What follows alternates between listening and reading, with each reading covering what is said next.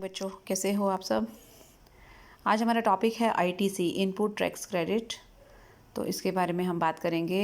पुराने टैक्स में यानी कि जो वैट सिस्टम था या सैनवेट था, सेंट्रल वैल्यू एडेड टैक्स या वैल्यू एडेड टैक्स, तो उस केस में आईटीसी का क्या सीन था उसके बारे में थोड़ा सा डिस्कस कर देते हैं। जो पुराना यानी कि अर्लियर इनडायरेक्ट टैक्स रिजीम था, जो भी स्ट्रक्चर था इनडायरेक्ट टैक्सेस का, उसमें आप दो टैक्सेस पर फोकस करेंगे। एक तो दो तरीके के मतलब जो सिस्टम थे, एक तो था सैनवेट और एक था वैट। सैनवेट यानी सेंट्रल वैल्यू एडेड टैक्स, ठीक है, जो यूनियन गवर्नमेंट यानी सेंट्रल गवर्नमेंट उसको एक तरह से एडमिनिस्टर यानी कि गवर्न करती थी, उसके ऊपर उसके रूल्स लागू होते थे। और जो स्टेट वैल्यू जो वैट था, वैल्यू एडेड टैक्स, राइट, तो ये गवर्न होता था या जो स्टेट गवर्नमेंट के अधीन या स्टेट गवर्नमेंट के रूल्स जो है वो वैट पर लागू होते थे, ठीक है। अब इसमें क्या सीन है वो ये देखते हैं कि वैट का जो लेजिस्लेशन है, यानी कि वैट के अंदर जो इनपुट टैक्स क्रेडिट का मतलब आप पहले समझ चुके हैं कि जब भी हम यानी कि एक सप्लायर जब भी गुड्स और सर्विसेज सप्लाई करता है, ठीक है, तो उसे एक जीएसटी जो आउटपुट जीएसटी जो है वो कलेक्ट करना होता है, किससे, जिससे वो गुड्स और सर्विसेज सप्लाई कर रहा है, ठीक है। और उस पैसे को, उस टैक्स के अमाउंट को उसे सरकार को देना होता है। लेकिन जो गुड्स और सर्विसेज वो सप्लाई कर रहा है, वो कहीं ना कहीं से उसने बाय भी किए हैं ना, उसने खरीदी होंगी, तो वहाँ पर उसने इनपुट जीएसटी दिया होगा। यानी कि जब हम कोई चीज़ खरीदते हैं तो हम सप्लायर को क्या देते हैं, जीएसटी देते हैं, ठीक है। तो अब हमने जो जीएसटी दिया उसे इनपुट जीएसटी बोलेंगे, और जो जीएसटी हम रिसीवर से कलेक्ट कर रहे हैं वो हो गया आउटपुट जीएसटी, ठीक है। इनपुट जीएसटी तो हम दे चुके हैं जिससे हमने गुड्स खरीदी, राइट, हमारी तरफ से तो वो अमाउंट चला गया। अब जो जीएसटी हम जब गुड्स को हम बेचते हैं और उस पर्सन से जब हम जीएसटी कलेक्ट करते हैं, तो वो सारा का सारा सरकार को नहीं जमा कराना। हमने क्या करना है, जो इनपुट जीएसटी हमने अपने से पहले वाले सेलर को दिया था वो हम काट लेंगे और बाकी का हम सरकार को देंगे, ठीक है। इसी प्रोसीजर को ही इनपुट टैक्स क्रेडिट कहा जाता है, ठीक है। और ये इनपुट टैक्स क्रेडिट का प्रोविज़न पहले भी था, यानी वैट में भी था। आप देख सकते हैं वैट लेजिस्लेशन जो है अलाउ करता है इनपुट टैक्स क्रेडिट, किसका, ऑफ वैट के ऊपर इनपुट टैक्स क्रेडिट हमें देता है on inputs and capital goods transactions. जो भी हमने बाय किया था ना, इनपुट का मतलब जो हमारे पास सामान आया था, गुड्स या सर्विसेज आई थी या कैपिटल गुड्स आई थी, जो ट्रांजैक्शन किए थे हमने स्टेट के अंदर मतलब स्टेट की बाउंड्री के अंदर, जिसे हम कह सकते हैं intra state supply of goods and services, उस समय हमने जो भी चीज़ें खरीदी थी उस पर हमने जो भी जीएसटी दिया था उसका क्रेडिट हमें उस जीएसटी में मिलेगा, जो अब हम सामने वाले से कलेक्ट करके गवर्नमेंट को देंगे, उसमें से हम उसको माइनस कर लेंगे, यानी वो पैसा हम रख लेंगे, बाकी का पैसा हम सरकार को देंगे। तो ऐसा सिस्टम वैट में भी था, इसमें कोई डाउट नहीं है। लेकिन वैट में एक सीन ये था कि सिर्फ इसने बोला ना विद इन स्टेट, तो विद इन स्टेट था, यानी कि एक स्टेट से अगर दूसरे स्टेट में आप सप्लाई करते हैं तो उस समय वैट के अंतर्गत वहाँ पर इनपुट टैक्स क्रेडिट का प्रोविज़न नहीं था, ठीक है। तो वो ट्रांजैक्शन जो एक स्टेट से दूसरे स्टेट में आते थे, वहाँ पर वैट के अंतर्गत इनपुट टैक्स क्रेडिट अवेल करना नहीं अलाउ था, ओके। और उसके अलावा एक प्रॉब्लम ये भी थी कि आपको सेंट्रल टैक्सेस, जो जैसे एक्साइज ड्यूटी है वो सेंट्रल टैक्स है जो सेंट्रल गवर्नमेंट लगाती है, ठीक है। ये सर्विस टैक्स है वो सेंट्रल गवर्नमेंट ने लगाया। तो क्रेडिट ऑफ सेंट्रल टैक्सेस, जो भी सेंट्रल गवर्नमेंट ने जो भी टैक्सेस लगाए उसका क्रेडिट भी आपको नहीं मिलता था, वो एडजस्ट नहीं होता था स्टेट लेवी में। यानी कि स्टेट लेवल पर अगर हम कोई टैक्स पे कर रहे हैं और हम अगर उन्हीं गुड्स और सर्विसेज का पहले ही उन्हीं गुड्स और सर्विसेज पर पहले एक्साइज ड्यूटी दी जा चुकी है, तो उसका क्रेडिट हमें स्टेट लेवल पे टैक्सेस पे नहीं मिलता था। ये प्रॉब्लम थी इनडायरेक्ट टैक्स रिजीम जो कि पुराना था, ठीक है। अब हम बात करेंगे आईटीसी जो अंडर जीएसटी है। देखो जीएसटी के अंदर आईटीसी ही मेन चीज़ है। आईटीसी की वजह से ही जीएसटी को वैल्यू एडेड टैक्स कहा जाता है।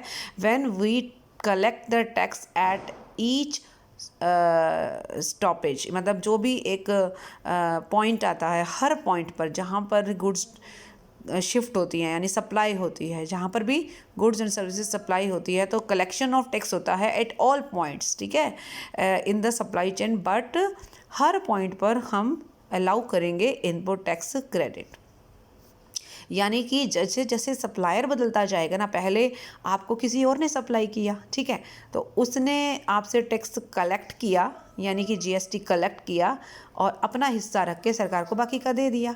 अब आपके घर से तो एक तरह से जीएसटी गया ना, तो जब आप आगे सप्लाई करोगे तो आप जो जीएसटी कलेक्ट उससे करोगे तो आपने जो पहले पे किया है वो अपना रख के और बाकी आप सरकार को जमा कराओगे। ये प्रोसीजर है। तो इनपुट जो टैक्स क्रेडिट है जीएसटी में, वो हर पॉइंट पर आफ्टर अलाउइंग क्रेडिट फॉर, बोल रहा है ना कि सप्लाई चेन के हर पॉइंट पर दिया जाता है, क्रेडिट दिया जाता है, राइट, फॉर इनपुट और इनपुट सर्विसेज और कैपिटल गुड्स, ठीक है।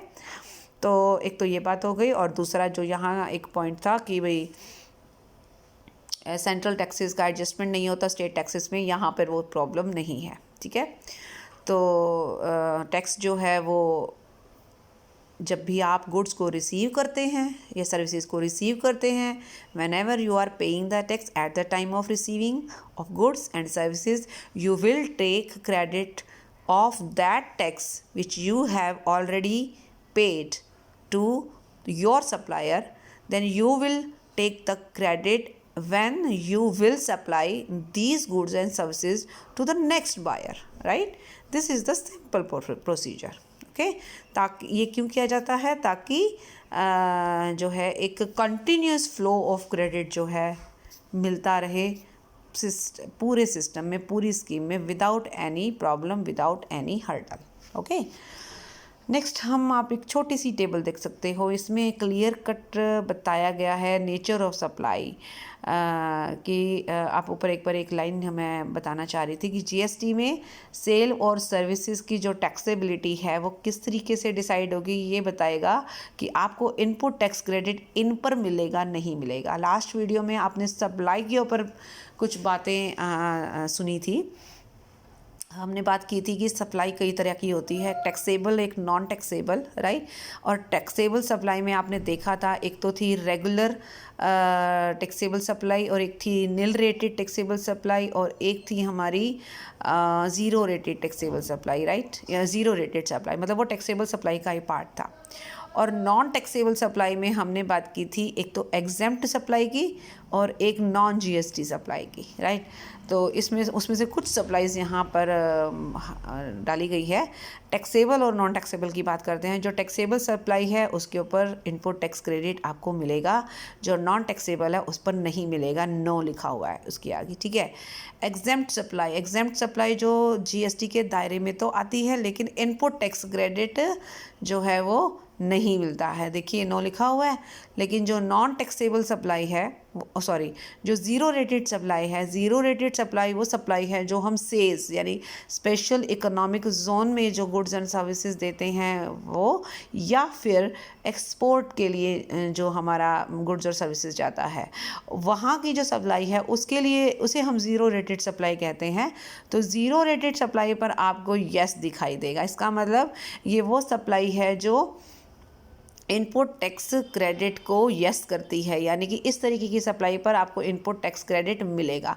तो मोटे तौर पर इन्होंने 4 सप्लाईज पर हमें क्लियर किया है कि टैक्सेबल पर यस है, नॉन टैक्सेबल पर नो है, सिमिलरली एग्जेम्प्ट पर नो है, और ज़ीरो रेटेड पर हमारा यस है, राइट। अब हम थोड़ा सा और डिस्कस करेंगे इसकी eligibility and conditions for taking input tax credit. तो इनपुट टैक्स क्रेडिट लेने के लिए क्या कंडीशंस हैं वो अब एक बार डिस्कस कर लें।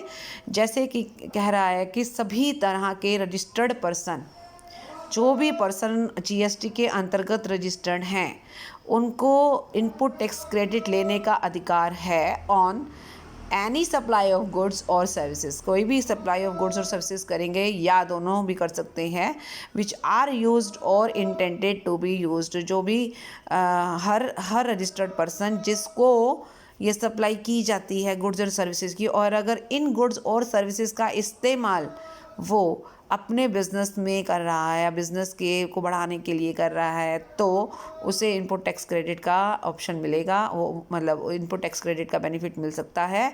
और ये अमाउंट उसके अकाउंट में इलेक्ट्रॉनिक लेजर उसके to the electronic ledger of such person, तो इस तरीके से उसके अकाउंट में क्रेडिट किया जाएगा। ठीक है, अब कह रहा है दूसरा जो नॉन रजिस्टर्ड पर्सन है, जो रजिस्टर्ड पर्सन है ही नहीं, तो no registered person will be entitled to the credit. किसी भी रजिस्टर्ड ऐसा पर्सन जो रजिस्टर्ड नहीं है उसको ये क्रेडिट नहीं मिलेगा जब तक, अनलेस यानी कि अगर वो कंडीशन पूरी कर देता है तो मिलेगा, अदरवाइज नहीं मिलेगा। क्या कि he is in the position of A tax invoice, उसके पास एक टैक्स का इनवॉइस, इनवॉइस का मतलब आप देख सकते हैं ना बिल, टैक्स इनवॉइस है और डेबिट नोट है इशूड बाय ए सप्लायर, जिस सप्लायर से उसको गुड्स और सर्विसेज आई हैं, ठीक है, वो सप्लायर रजिस्टर्ड होना चाहिए। और जो है या फिर उसके पास कोई टैक्स से रिलेटेड डॉक्यूमेंट्स होने चाहिए, या सप्लायर उसको टैक्स इनवॉइस दे दे या कोई डेबिट नोट दे दे। तो इसका मतलब रजिस्टर्ड सप्लायर की तरफ से उसको ऐसा कोई डॉक्यूमेंट दिया गया हो, पहली बात। दूसरी बात, he has received the goods and services, और बहुत या तो गुड्स और सर्विसेज उसके मिल गई हों, अगर दोनों चीज़ें ले रहा है दोनों चीज़ें मिल गई हो, एक ले रहा है तो एक मिल गई हो।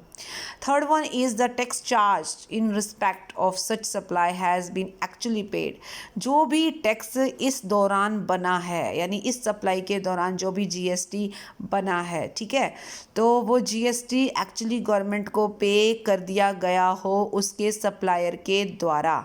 हम किसकी बात कर रहे हैं? हम बात कर रहे हैं एक ऐसा पर्सन जो जीएसटी में रजिस्टर्ड नहीं है, लेकिन उसको अगर गुड्स और सर्विसेज की सप्लाई मिल चुकी है, उसको कोई सप्लायर के द्वारा कोई टैक्स के डॉक्यूमेंट्स या कोई इनवॉइस वगैरह मिला है।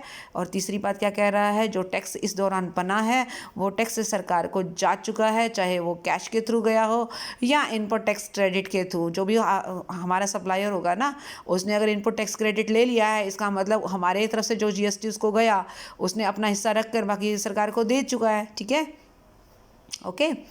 तो उसके अलावा फिर चौथा पॉइंट एक और कह रहा है कि अगर goods where goods against an invoice, bill के अकॉर्डिंगली जो गुड्स हैं वो अगर इंस्टॉलमेंट में मिल रहे हैं, कहने का मतलब होता है गुड्स, एक तो ये होता है ना कि आपको गुड्स की सप्लाई एकदम हो जाए, मतलब इकट्ठी हो जाए, और एक होता है कि आपको गुड्स इंस्टॉलमेंट में डिलीवर की जा रही हैं। तो लास्ट इंस्टॉलमेंट जो होगी ना, वहीं पर ही जो है लास्ट रिसीप्ट ऑफ जो लास्ट इंस्टॉलमेंट होगी तभी वो क्रेडिट मिलने का चांस बनेगा, मतलब तभी वो इनपुट क्रेडिट मिल सकता है, अदरवाइज नहीं, जब तक डिलीवरी पूरी तरह नहीं हो जाती। कहने का मतलब ये है। And next point is the recipient shall be entitled to avail of the credit of ये दिस। क्या कह रहा है, मतलब इसमें सिंपल तरीके से बता रहे हैं, रिसिपिएंट मतलब जिसने अभी गुड्स और सर्विसेज ली हैं वो रिसिपिएंट हो गया ना। वो इनपुट टैक्स क्रेडिट कब ले सकता है, वही तो बात हम कर रहे हैं कि आपको सप्लाई किया गया है, आप कब लोगे, जब आप नेक्स्ट टाइम सप्लाई करोगे और आपने जो इनपुट जीएसटी दिया है उसका जब आप इन गुड्स और सर्विसेज को नेक्स्ट टाइम आप सप्लाई करोगे, तो जो भी वैल्यू होगी सप्लाई की, ये बता रहा होगा value of supply of goods और सर्विसेज, उस पर आपको इनपुट टैक्स क्रेडिट मिल जाएगा। ठीक है, तो ये कुछ कंडीशंस या कुछ रूल्स थे जो बता रहे हैं कि इनपुट टैक्स क्रेडिट लेने के लिए क्या हमें कंडीशंस फॉलो करनी है। So that's all for this video, और नेक्स्ट वीडियो में हम और बातें डिस्कस करेंगे। Thank you so much, bye bye, take care.